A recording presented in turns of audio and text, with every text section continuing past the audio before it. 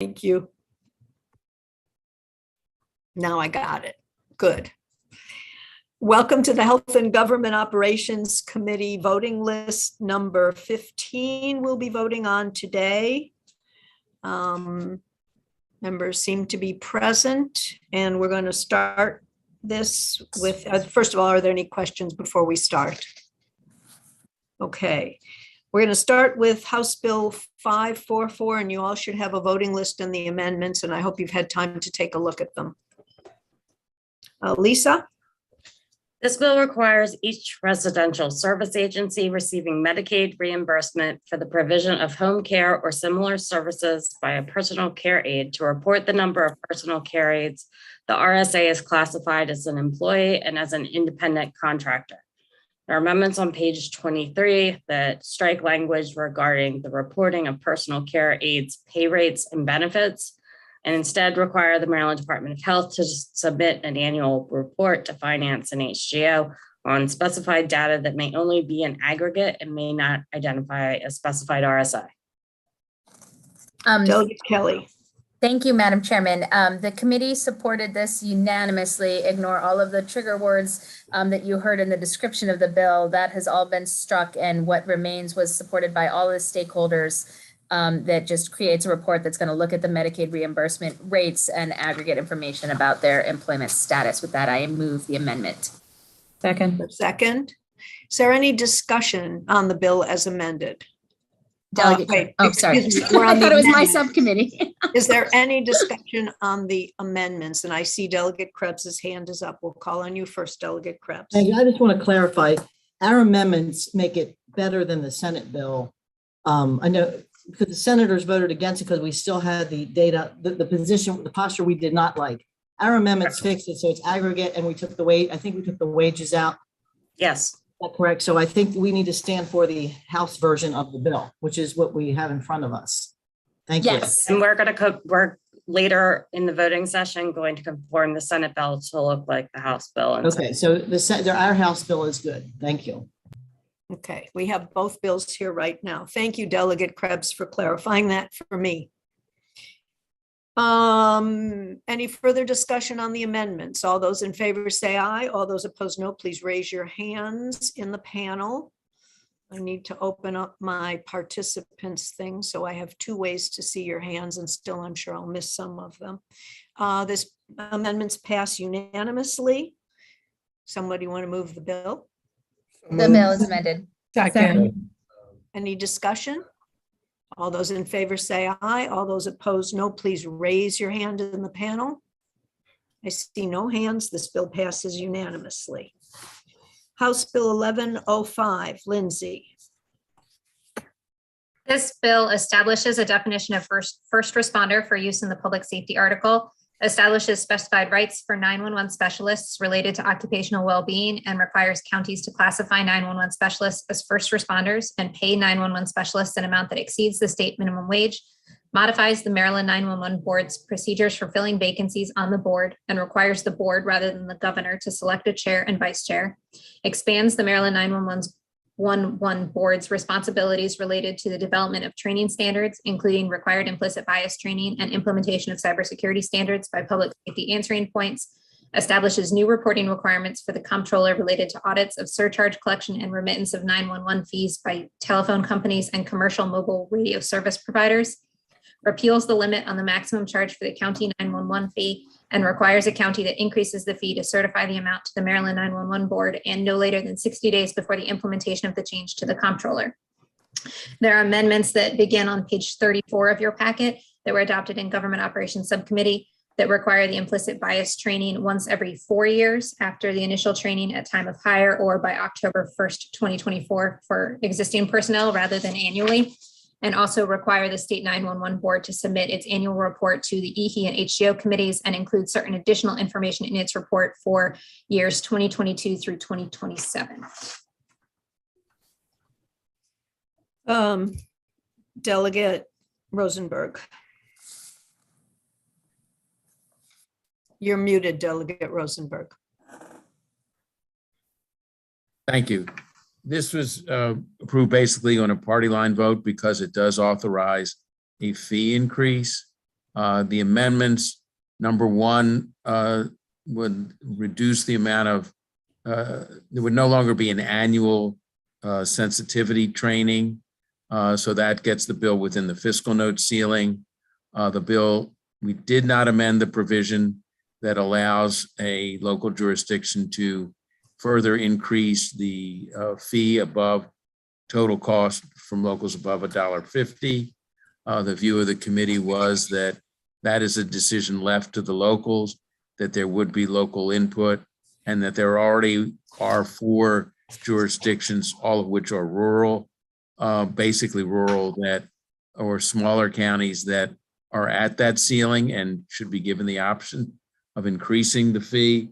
And finally, the additional language regarding the annual report provides that for the next 4 years, there be information provided to us that would give us greater insight into whether any fee increases were justified.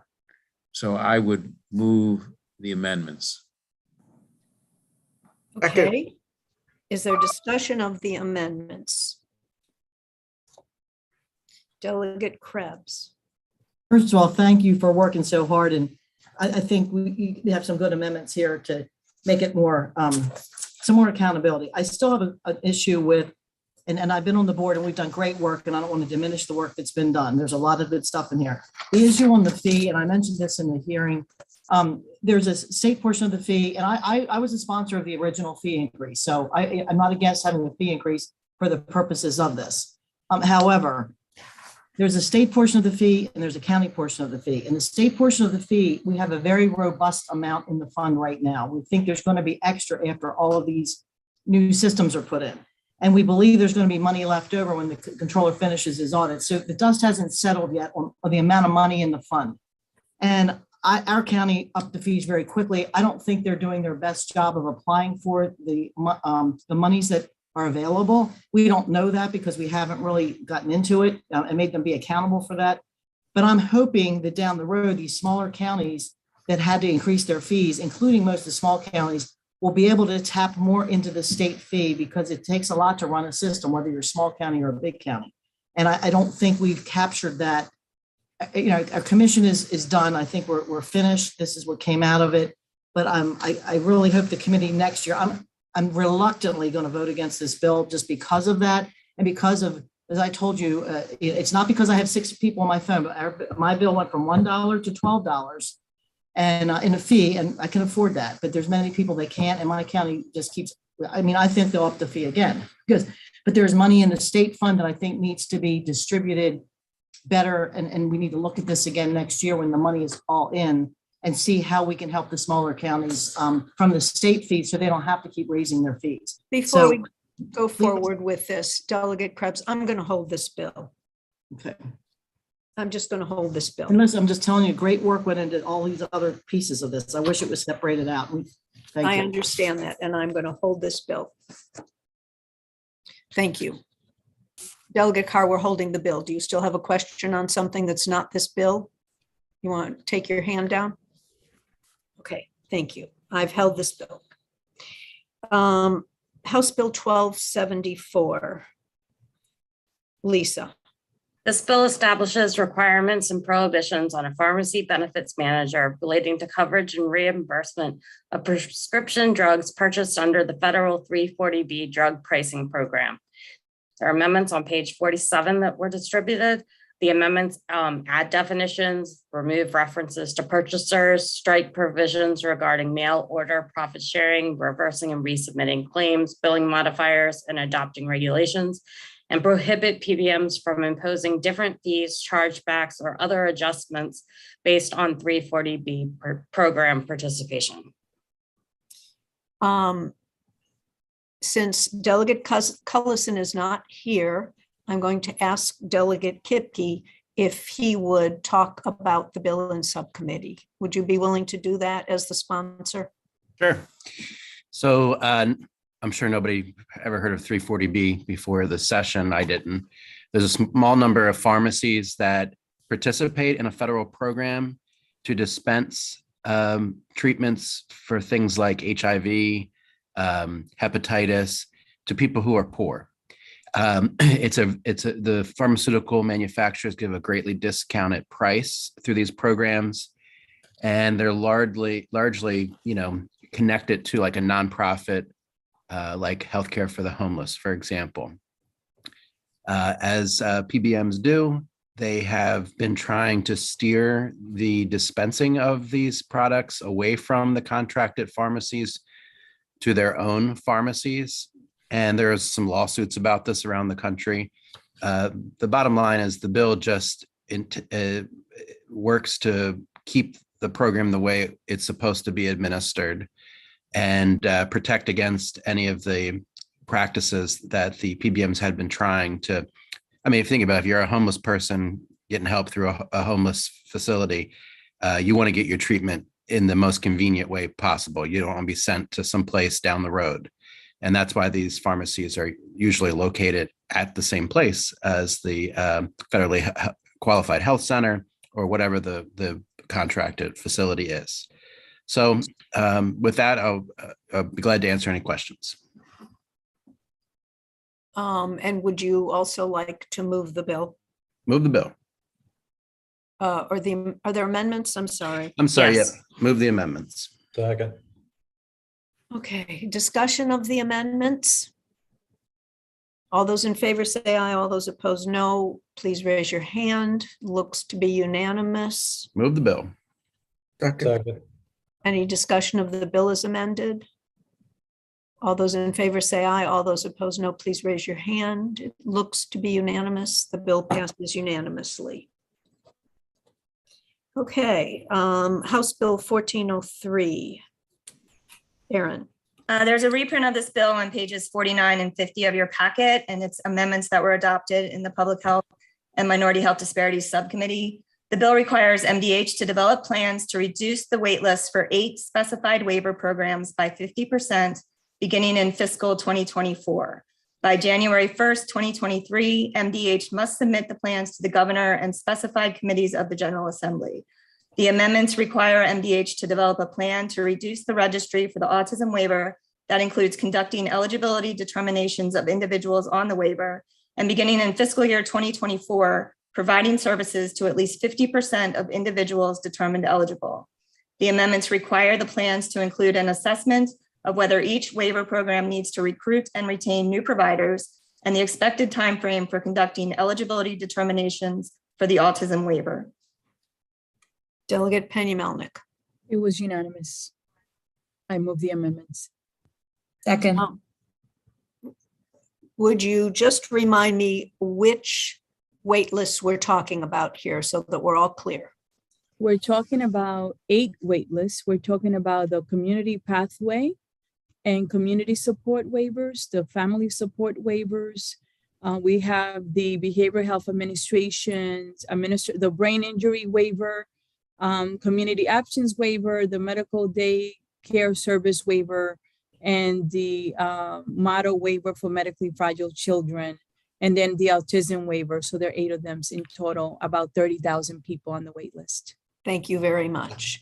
I heard a move and a second on the amendments. Is there any discussion on the amendments? All those in favor say aye. All those opposed, no. Please raise your hand. Seems to pass unanimously. Delegate Penny Melnick. I move the bill as amended, Chairman. Second. Any discussion on the bill as amended? All those in favor say aye. All those opposed, no. Raise your hand. The bill passes unanimously. House Bill 1412. Aaron. There is a reprint of this bill on pages 52 to 57 of your packet. And as amended, this bill establishes a Parkinson's Disease Registry Advisory Committee to assist in the development and implementation of a Parkinson's disease registry, determine what data will be collected, and advise MDH on Parkinson's disease and maintaining a Parkinson's disease registry. On or before January 1st, 2023, MDH must report to Senate Finance and HGO on recommendations for establishing a Parkinson's disease registry. I don't know what that is. Sorry, somebody handed me something and I have no idea why. You can come back and tell me why, Richard, if there's something I need to do while we're in this voting session. Otherwise, I'm going to ignore it till we're done with the voting session. Aaron, Delegate Penny-Melnick. Thank you, Chairman. The vote was unanimous on this, and it's creates an advisory committee rather than the registry right away. This is similar to what we have done with sickle cell. And what did it do to the fiscal note? The fiscal note reduces it. Originally it was 700 and something thousand. This should be very minimum, just whatever it takes to create an advisory committee. Okay, you want to move the amendments? I move the amendments. Is there a second? Second. All those in favor, is there discussion? All those in favor of the amendment, please say aye. All those opposed, no, please raise your hand. The amendment passes unanimously. Want to move the bill? I move the bill as amended. Second. Any discussion of the bill as amended? All those in favor say, oh, Delegate Shalega. I'd like to be a co-sponsor when that time is appropriate, please. Okay, that's a great idea because there are amendments, so we can do that. Okay, all those in favor, please say aye. All those opposed, no, please raise your hands. The bill passes unanimously. How many people would not like to be a sponsor of this bill? I see no hands. That means everybody will be a co-sponsor of this bill. Excellent. Do you have that, Richard? All those present? I believe Cullison is not present. Yes, I have Delegate Cullison and Sample Hughes. Okay, great. Thank you very much. I'm present. Well, it's a good thing we asked. Yeah, I'm here. I see you now. Sorry about that. Okay, we do make mistakes. It's very helpful to make sure that we don't. And so I'm glad you replied to that, Delegate Sample Hughes. We don't want to exclude you. Senate Bill 2, Aaron. It is identical to its cross file, which passed unanimous. Move the bill. Second. Any discussion? All those in favor say aye. All those opposed, no. The ayes have it. The bill passes unanimously. Senate Bill 12, Aaron. There is an amendment on page 1 of your packet, which would make the bill identical to House Bill 129. And House Bill 129 was not unanimous in committee. Page 1. The amendment. Got it. Delegate Penny-Melnick. Yes, the cross file, as Aaron stated, was not unanimous. It did pass the House, and I move the amendment. Second. Does this conform the Senate bill to the House bill? Yes, it does. Okay, I just want to make sure we know what we're voting on, especially me. Any discussion? All those in favor say aye. All those opposed, no. Please raise your hands on the amendment. Okay, Delegate Saab, Delegate Chisholm, Delegate Riley.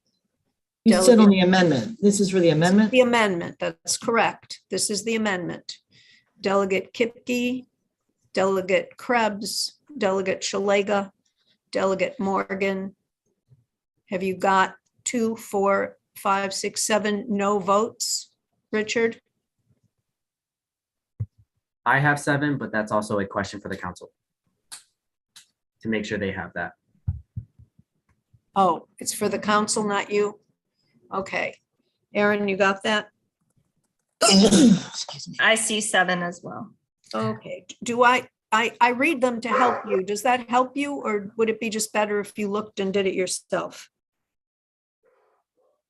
Aaron? Well, if what- you read them, because sometimes the hand is blocked. Okay, I just want to make it so that we get it right. So tell me what you need for help. Thank you. Delegate Krebs, you have, it's not time. We voted the amendments. I believe we did not vote the bill. Is that correct? That is Delegate? correct. Move the bill Okay. as amended. Is there a second? Second. Is there discussion on the bill as amended? Delegate Krebs, is it did you have your hand up because you wanted to ask a question? Yeah, I'm trying to figure out what posture it's still in. The problem that I had with this, is not the basis of the bill, but it was basically about law enforcement, I believe, being able to limit law enforcement going out with these crisis counselors, crisis units. Is that still the posture of the bill? Are we amending it? Did the Senate bill take that out? No, the bill is in the same posture as House Bill 129. So the Senate bill conformed to the House bill? Correct. Okay, that was the whole crisis piece of it. We're already doing it in my county. I think I mentioned this at our hearing. Our sheriff said he would never send a crisis unit out without a deputy there because they don't know what they're getting into. That's the only part the crisis units are working well in our county, but that's the problem that I have with the bill. But that's it. Thank you. And for the record, the bill does not do that. It leaves it up to the particular jurisdictions, however they're going to manage their mobile crisis units. The bill says to prioritize mobile crisis units over law enforcement. It does not say that you cannot bring law enforcement. No, I thought it said limit law enforcement. Limit law enforcement's somewhere. Anyway, that's okay. It said limit law enforcement to the It extent possible. says, yeah, in awarding grants under this section, the department shall require the proposals contain response standards that prioritize mobile crisis units over law enforcement when responding to individuals in crisis. But on page 5, it says limiting the interaction of law enforcement with individuals in crisis. So that's the part we have heartburn over on page 5.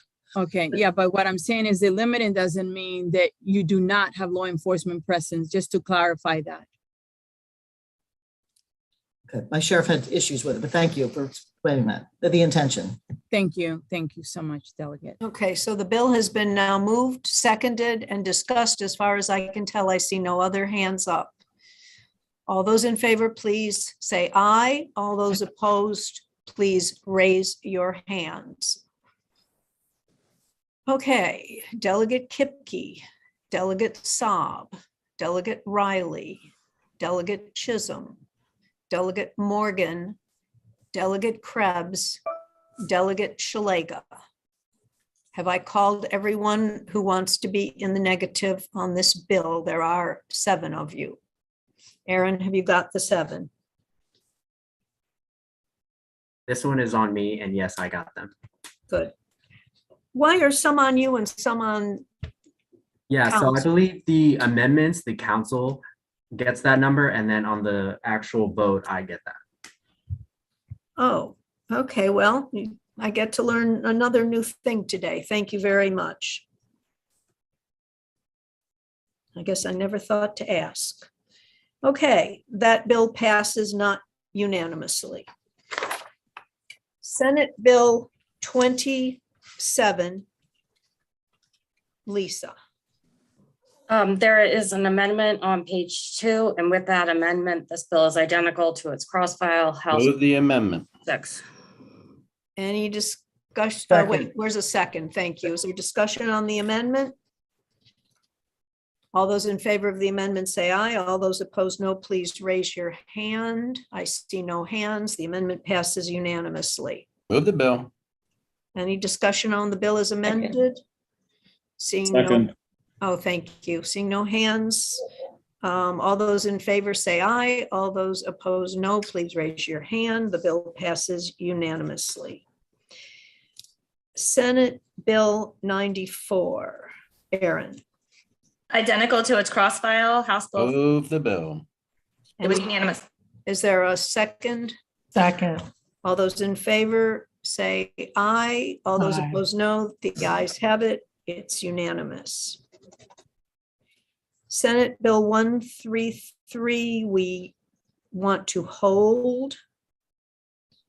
Senate Bill 150, which I'll hold it, just FYI. Aaron. That is identical to House Bill 6. Move the bill. Second. Discussion. All those in favor say aye. All those opposed, no. The ayes have it. The bill passes unanimously. Madam Senate- Chairman, Yes. Delegate Saab. I think I'm going to be in the no on this bill. Okay. It's not Thank you. unanimous. Delegate Saab is voting against the bill. Senate Bill 183, Lindsay. Skipped one. Senate Bill 166. What? Oh, 166, The bill. thank you. 166. So this bill is identical not to House Bill 765, which is listed in your packet as the cross file. It is identical to House Bill 669, which was unanimous in committee. I think we combined two bills into one bill. And so that's what we did. So is there, oh, Chairman. Yes, the vote in basically in subcommittee was unanimous. The Department of Medicaid is already planning on doing this with the Maryland Healthcare Commission. We received testimony from Ben Steffen stating that. So this really codifies the practice. So I move the amendments. Second. Is there an amendment? I thought there was, no? Is it identical? Aaron? If it's identical, there are no amendments. Yes, there's no amendments. It's identical to House Bill 669, which passed. I'm sorry, this should have been Delegate Rosenberg. That's my problem. No, it's not Delegate No, Rosenberg. it's mine. No. Oh, I keep jumping to that one, but we're not on. Okay. So I moved the bill. It has no amendments. My mistake. Second. Okay.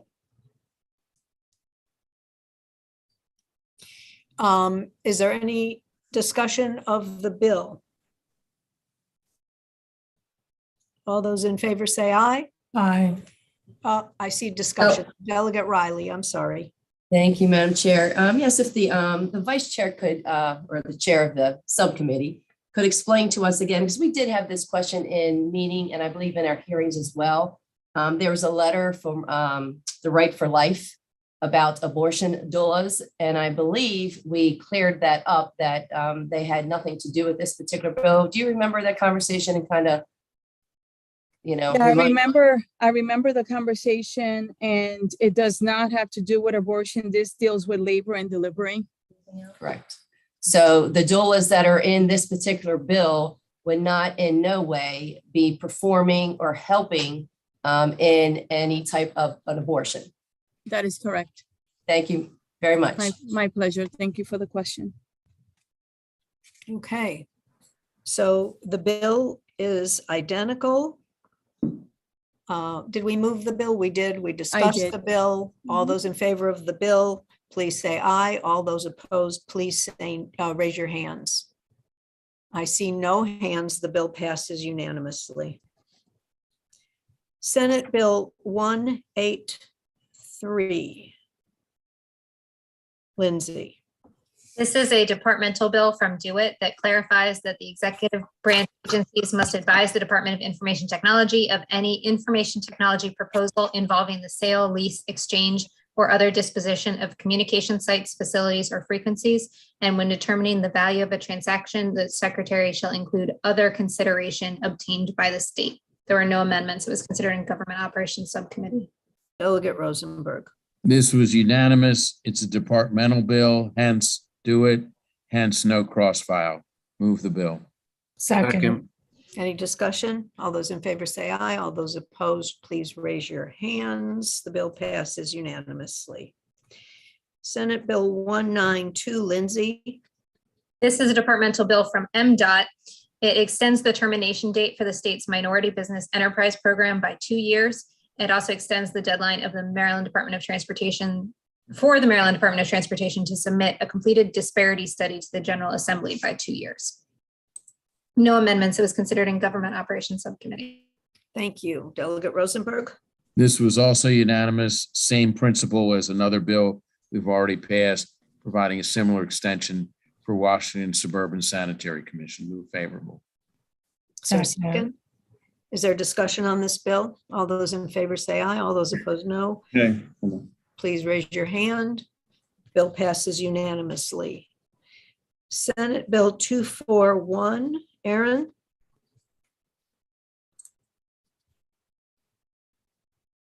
This bill is identical to House Bill 293, and it was unanimous.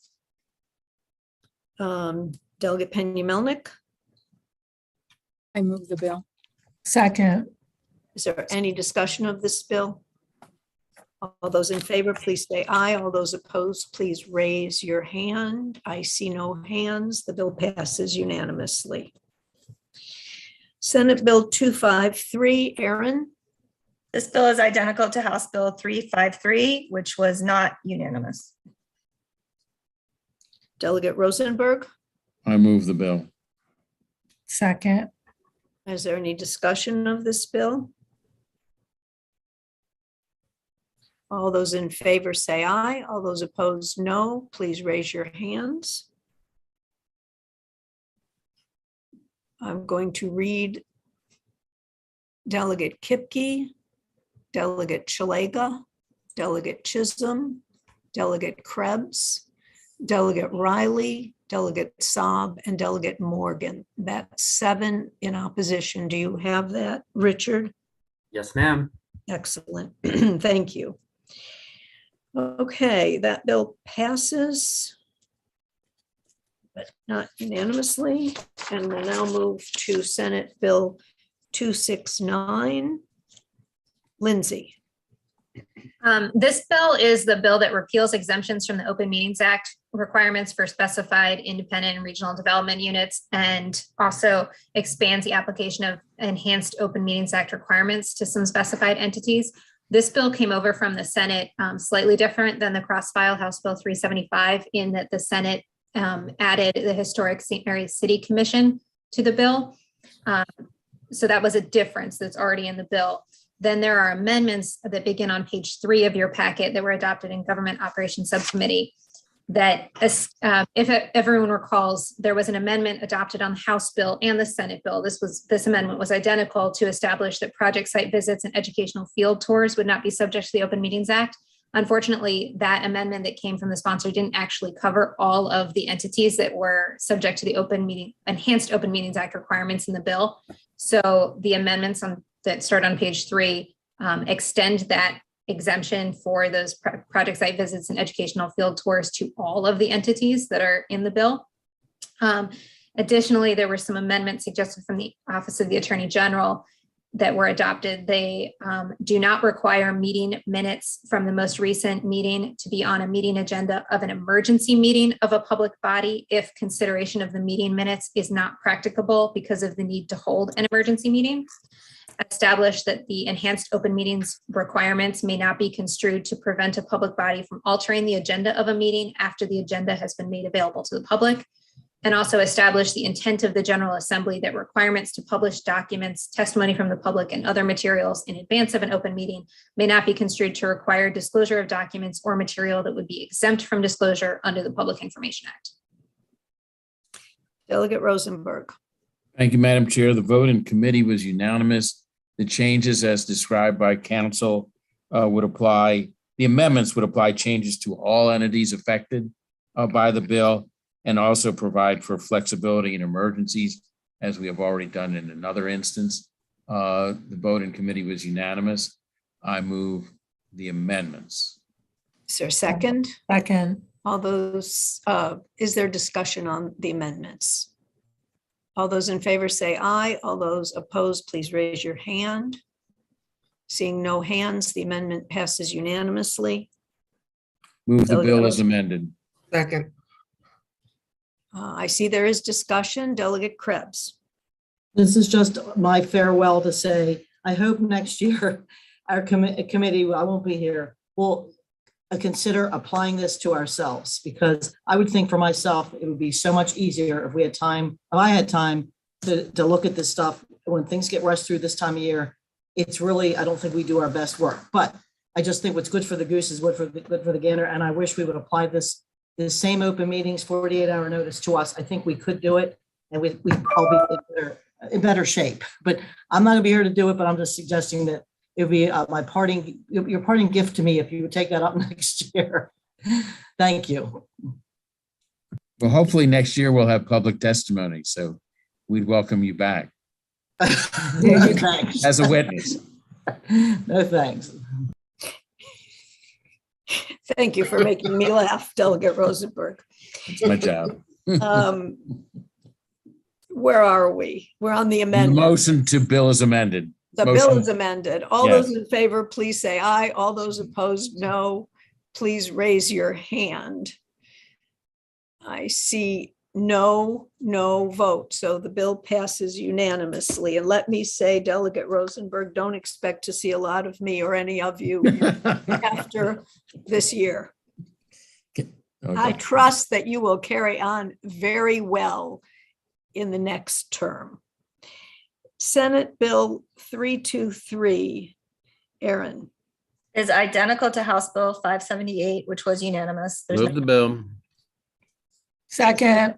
Any discussion on the bill? All those in favor say aye. All those opposed, no. Please raise your hand. Seeing no hands, the bill passes unanimously. Senate Bill 331. is identical to House Bill Move the 245, bill. which was unanimous. Is there a second Second. discussion? All those in favor say aye. All those opposed, no. Please raise your hands. I see no hands. The bill passes unanimously. Senate Bill 440, Lisa. This bill is similar to House Bill 625 that establishes the commission to study the healthcare workforce crisis in Maryland.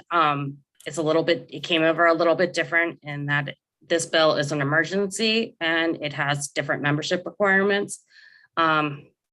Additionally, there are amendments on page 21 of your packet that kind of combine what the House did and what the Senate did.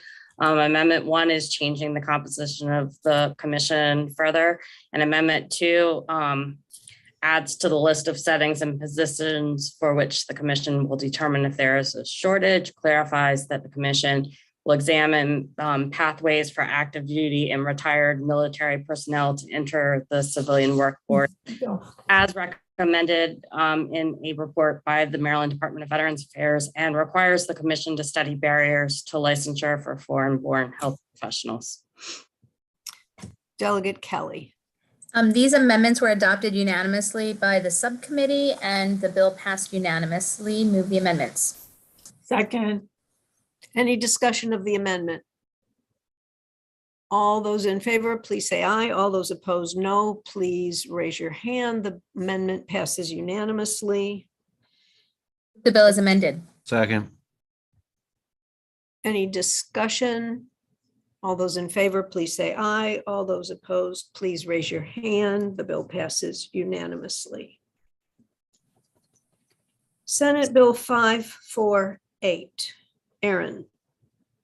This bill is similar to House Bill 609. The differences are that the grounds for removal for a health officer have been stricken from the bill. And the other difference is the appeal process that a health officer would have once a secretary has made a final decision about their removal would be to the circuit court instead of to the Office of Administrative Hearings. Delegate Penny-Melnick. Thank you, Chairman. So this bill passed the Senate 39-8. It was bipartisan. The amendment that was actually put on this bill is an amendment requested by Senator Cassidy in the Senate.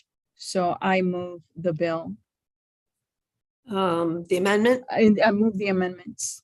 Is there a second? You're moving the bill. You're moving the bill. There's no amendments. She's talking about the floor amendment that was offered in the Senate on this bill. Oh, so the bill came over with the amendment on it. Correct. So it's a different. The Senate bill. So I move the bill. Second. Thank you for the correction. I was confusing things. Thank you for the move and the second, and we're going to start with Delegate Shalega. Thank you. So this is a personnel matter. Is it appropriate for that to go to court? Delegate Penny-Melnick. I think that anything can go to court, I believe, discrimination.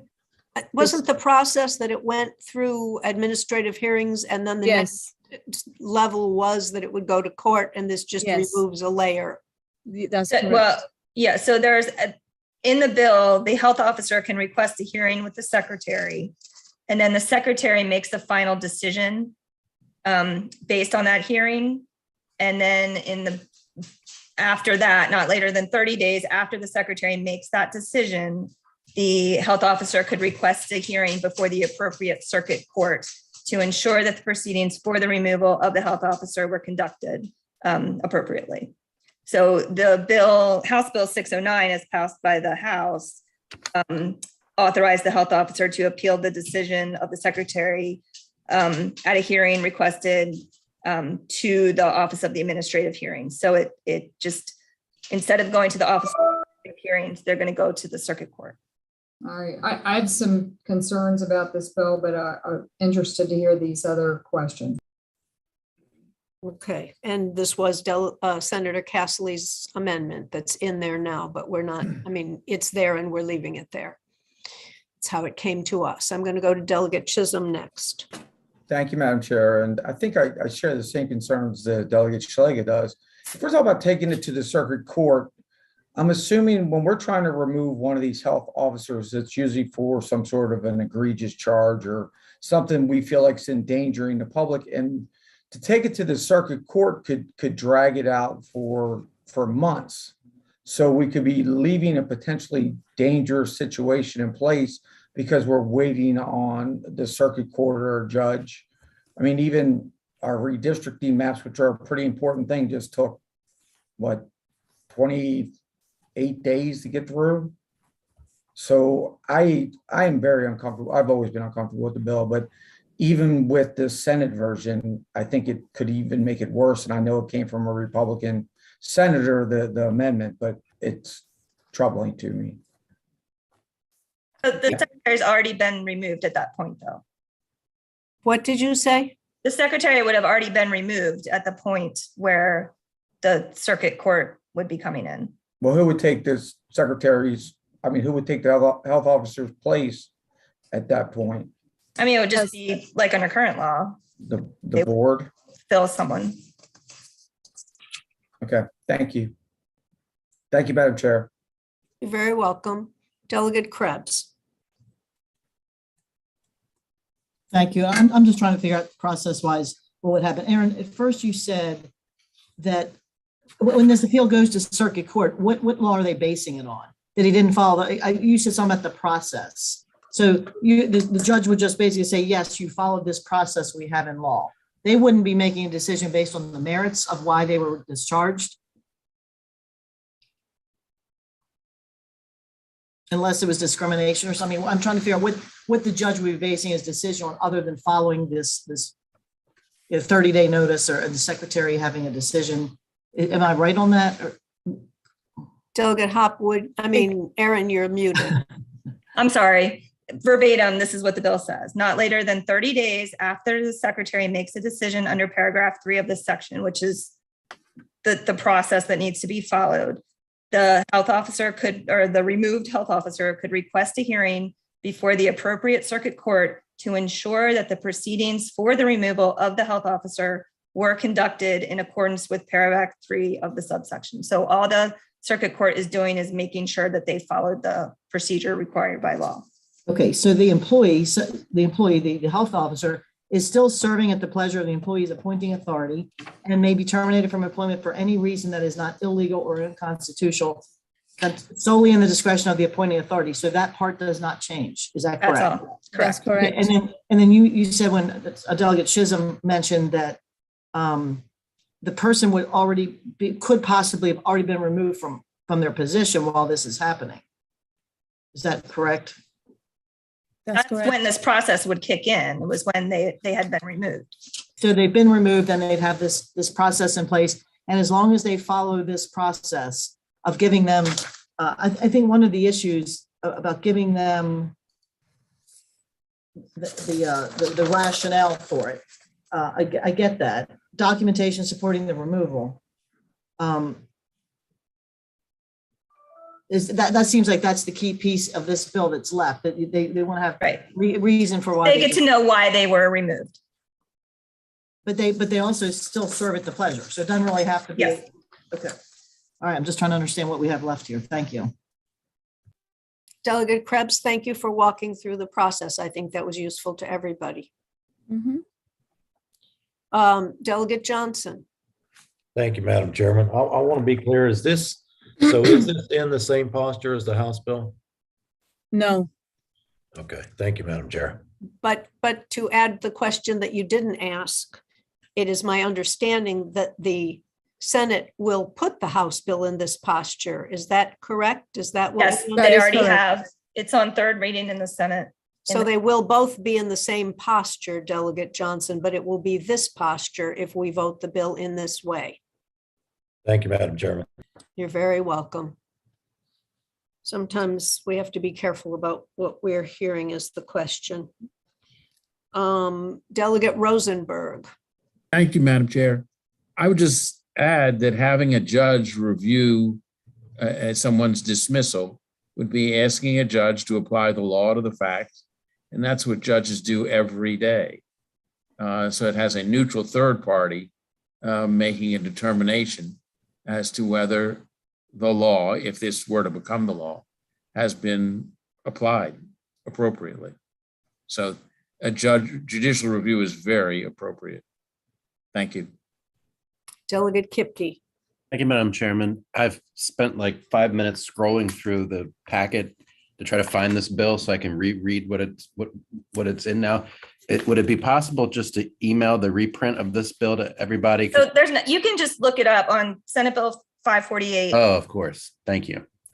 Thank you very much. So there weren't amendments. I think we're being confusing because we're talking about amendments because it's how the Senate amended the bill, I got you. the House. But if you just pull up the third reader version. That's very helpful. Thank you. Do you want to do that now?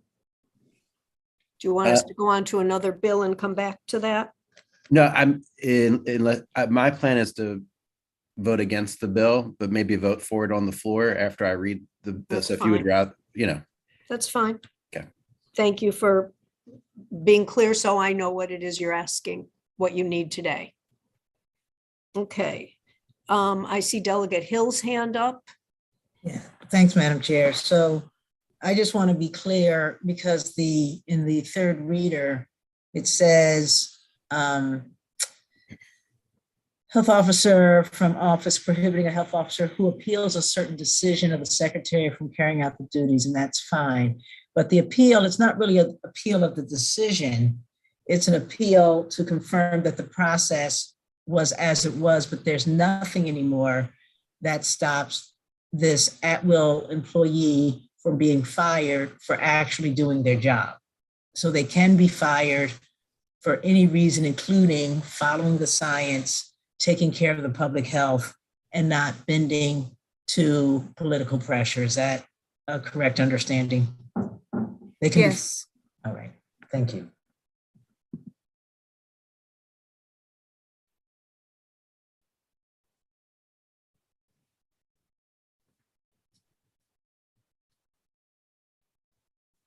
Okay, there's one more hand up. Delegate Saab. Thank you, Madam Chairman. So we removed the reason for the dismissal. And I don't know if this was discussed. So both the governing body, the county council, and the county commissioner have to agree with the secretary to remove the house officer simultaneously. That's the current law and it stays the same. Okay, right. So that's what it is now. Yes. And this doesn't change anything except that one is removed that. So we basically added into this that he has or she has the ability to ask for a hearing, but they can't bring it back. So what if they win the hearing and they already hired someone else? Just thinking hypothetically. Could we just stop for a minute? Let me try to put the question in a chronology. Is it correct, Delegate Peña-Melnick or Aaron, that what this does is it requires the health officer to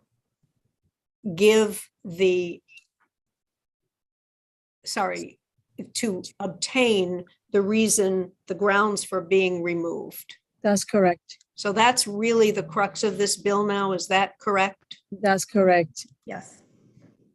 Okay, Delegate Saab, does that maybe help you? Yeah, it's formulate the actually, next question? yeah, It's actually better than it was. But this is just for them to know why they got fired or dismissed, not that they can come back. So what if the court says, yeah, well, you shouldn't have been fired? Does that give them ground to come back or sue the county and the state for firing them for whatever wrongful firing? The courts are just looking at the procedure to be followed under paragraph 3 to make sure that the secretary and the governing body concurred on the removal of the health officer. The secretary shall provide, one, the courts will look at, did they give the basis for the removal?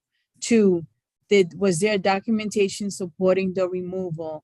And 3, notice of the opportunity to request a hearing with the secretary within 10 days after the receipt of the written notification and information on how to request a hearing. So the court is just going to be looking at the procedure where they follow on the paragraph 3. Right. So if they weren't followed, what is the consequences for that? They would probably send it, ask the department to follow it and give those reasons.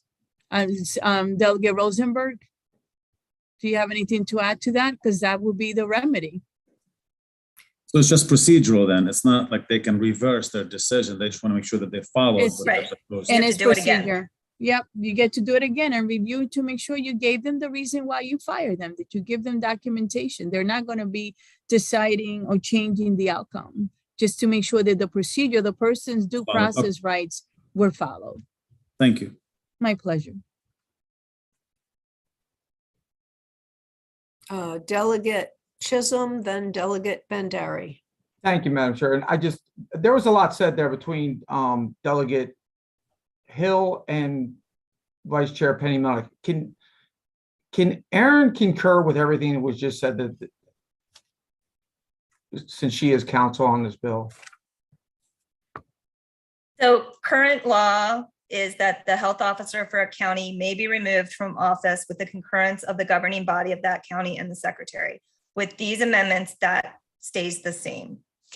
The bill would have required certain grounds. Those are stricken. And then what the bill does is it adds a process stating that if the secretary and the governing body concur on the removal of the health officer, the secretary is required to provide written notification to the health officer that includes the basis for the removal, documentation supporting the removal, and notice of the opportunity to request a hearing with the secretary within 10 days after receipt of the written notification, and information on how to request that hearing.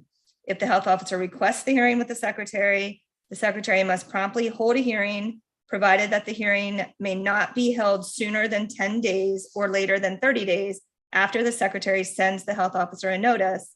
And the health officer has an opportunity to be heard before the secretary in their defense, and the secretary must make a final decision not later than 10 days after the date of the hearing. Then there's the floor amendment that was offered in the Senate, provides that not later than 30 days after the secretary makes that decision, the health officer would have the right to request a hearing before the appropriate circuit court to ensure that the proceedings for removal, which I just read, were followed appropriately. And that's all that the circuit court's review would be. Okay, thank you. Because I do see in there under section B on number 1, serves at the pleasure of the employee's appointing authority, which still stays in there. Okay, thank you. That was actually very helpful, Aaron. I appreciate that. Thank you, Madam Chair. All of these questions are very helpful. I appreciate that we're asking all the questions so we all have the same understanding of what the bill does. That's important. Delegate Bandari. Thank you, Madam Chair. I'll be very quick. The Senate amendment took away everything. Personally, I didn't like it. However, I think we should have a compromise. I would like to move the bill with an amendment. You mean move the bill as it's been as the Senate amended it? Correct. I think we've already moved the bill and seconded it, and that's why we're in discussion here. That's correct. So I think at this point, seeing no other hands, it's time for me to call the question.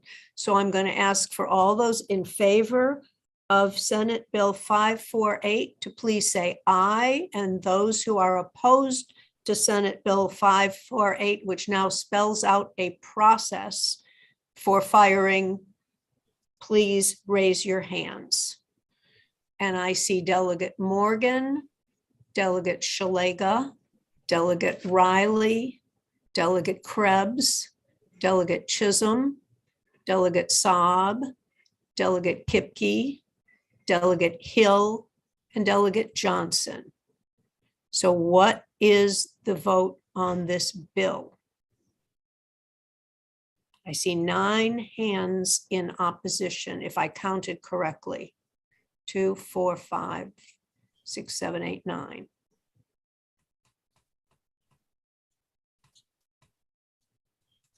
Richard, That's correct, 13-9. is it 13-9? Yes, ma'am.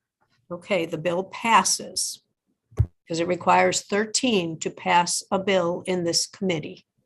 Madam Chairman, Yes, Delegate Thank- Saab. thank you. I think the bill is definitely better. I just still think it's unnecessary because I don't know if we treat any other employees the same way. But it's much better now than it was. Well, rethink your vote and consider voting for it on the floor, Delegate Saab. Thank you for saying that. We always try to find the common ground. Again, we've tried to do that. The Senate worked hard at it apparently, and we got it into a position that is more acceptable, but it didn't change a vote, which is sort of surprising to me, except some Democrat votes. So it's the way it will go to the floor. That said, the bill does pass.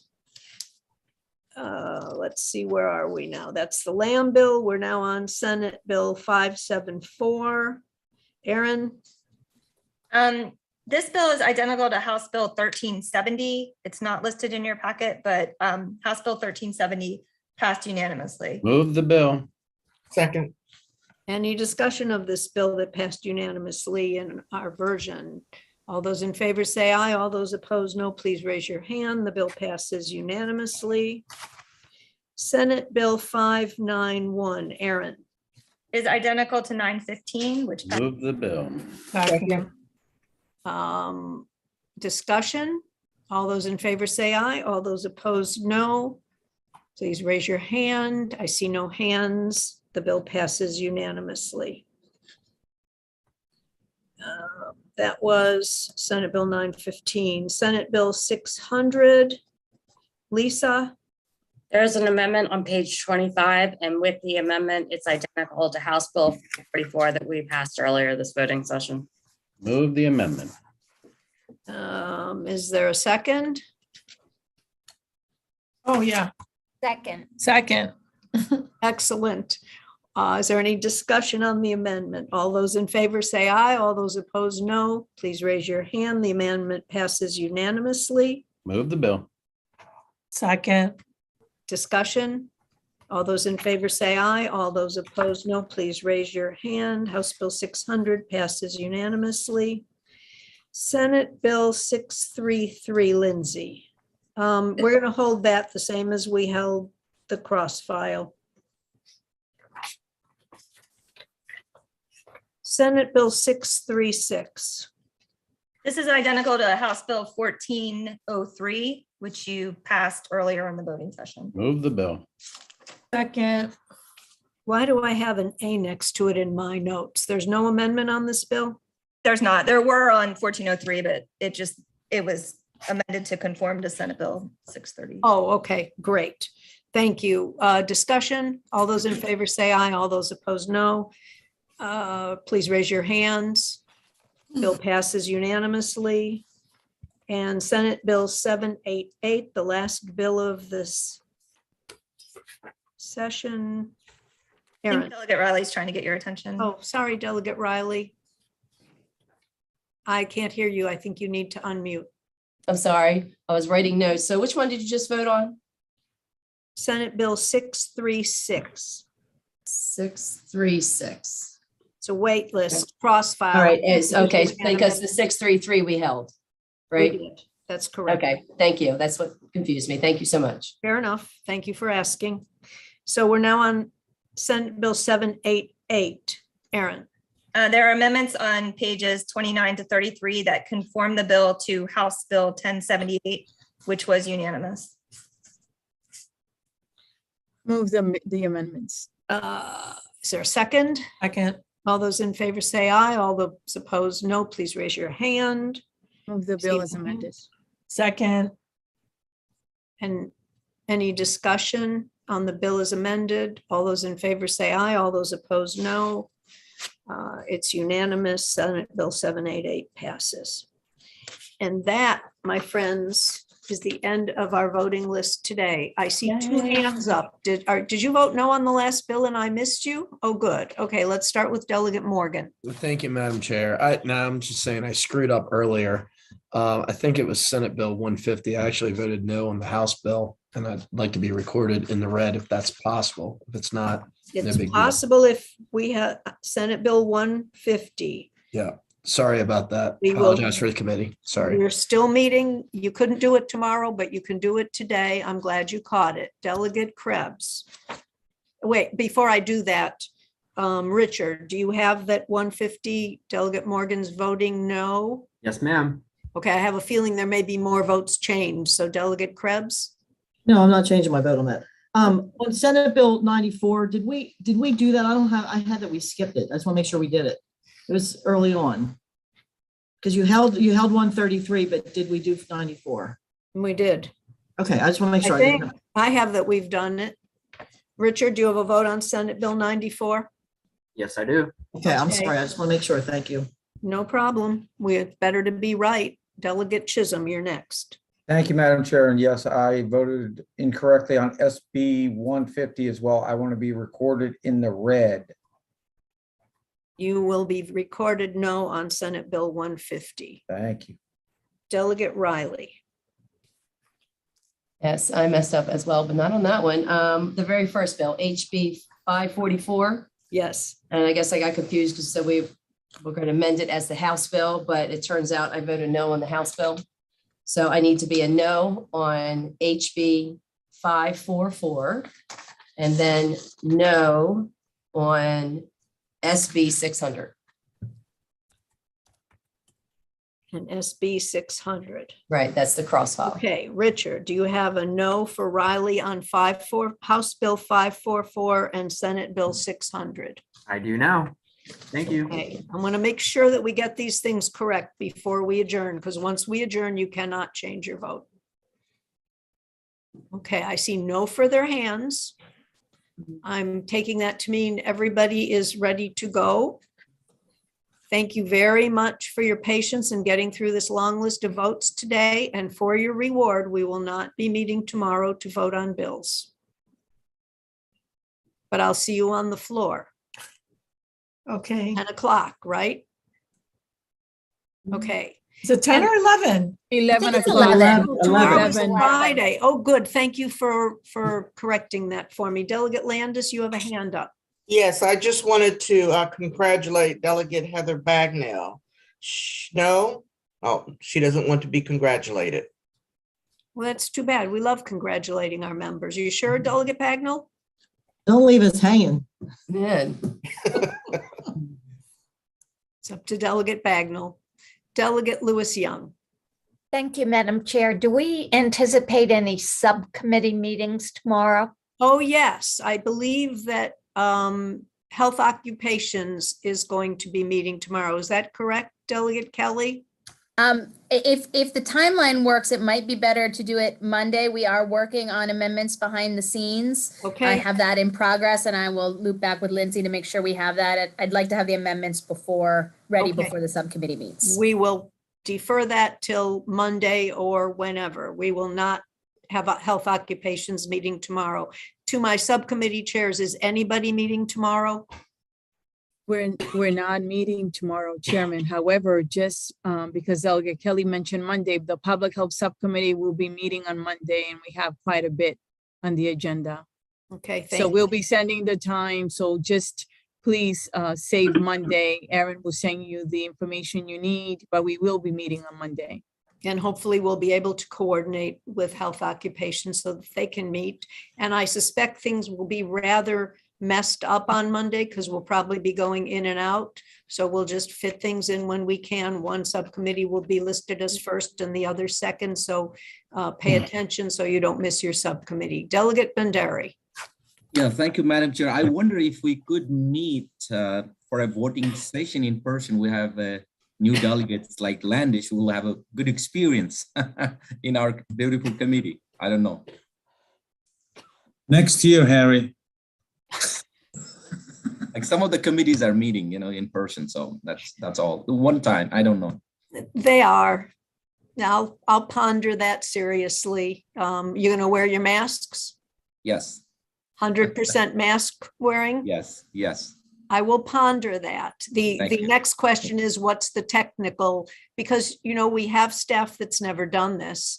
So I have to make sure that the staff is able to do what needs to be done if we suddenly change our modus operandi. And I'm guessing that that's going to be a step too far, given all the pressures that they're under right now. But I will ponder it. It's a good suggestion. It's just that life is complicated without Jen Charles. Thank you. You're welcome. Delegate Hill. Thank you. I see Delegate Landis's. I didn't want to jump in front of her. I just wanted to say, you don't have to ponder too long on my account. I've had the experience of public meetings, and so then I will stop pondering that, Delegate. Yeah, I'm good. Thank you for speaking up. Delegate Hill. I was just going to say, number one, if we're going to do it and be in, it would be nice if people could show the respect of at least having masks that aren't sheer.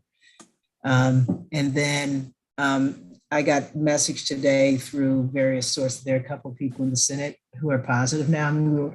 I've been wearing my mask, anticipating that as people got relaxed, we'd see at least another surge. And so I'm just letting folks know we're hearing that people are coming in positive. So I heard the same thing today. Delegate Dr. Hill, I am 150% with you on the mask issue. And I know that there are problems in the back of the room because there are people who are misbehaving in the back of the room where you sit. And I'm doing my best to try to help you. And it is really appalling to me that people are being disrespectful of other members. But with that, this committee is not disrespectful. And I appreciate the attempt that is made by the members of this committee to try to respect other people. So with that, we will adjourn this meeting and I will see you tomorrow at 11 o'clock.